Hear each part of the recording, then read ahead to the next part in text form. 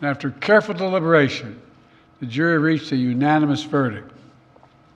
They found Donald Trump guilty on all 34 felony counts. I don't see how a felony conviction helps somebody running for office. President Trump, as you saw, his campaign raised a record amount of money in the first 24 hours after the verdict was issued, over $58 million. We also had a record fundraising day in the first 24 hours after that verdict, and it continues on all of our platforms for the House Republicans.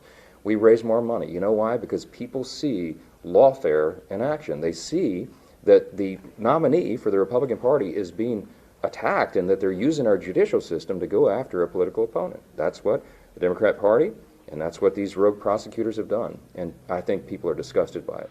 Now he'll be given the opportunity, as he should, to appeal that decision just like everyone else has that opportunity. That's how the American system of justice works.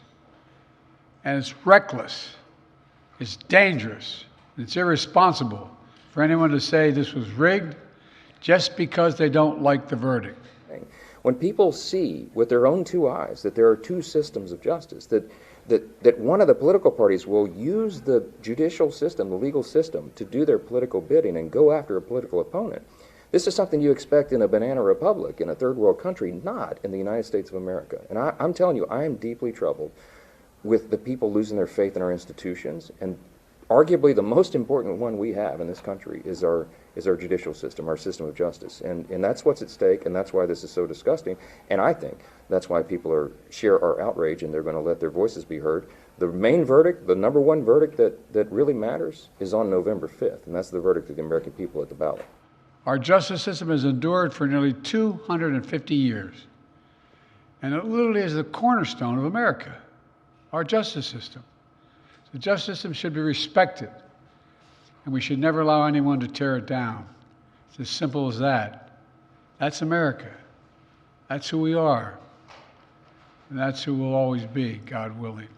And historians make the observation that great societies have about an average lifespan of about 250 years. You know, we're going to be 248 years old on July 4th as a nation.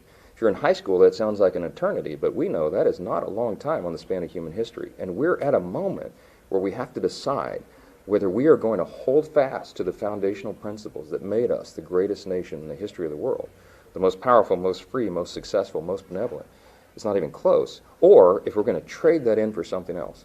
And I'm telling you, Darren will tell you, Congressman LaHood will tell you, we have colleagues who are being elected to Congress in the other party who have a totally different vision for the country than what has made us great. They have disdain for our founding principles. They're trying to dismantle them as we speak.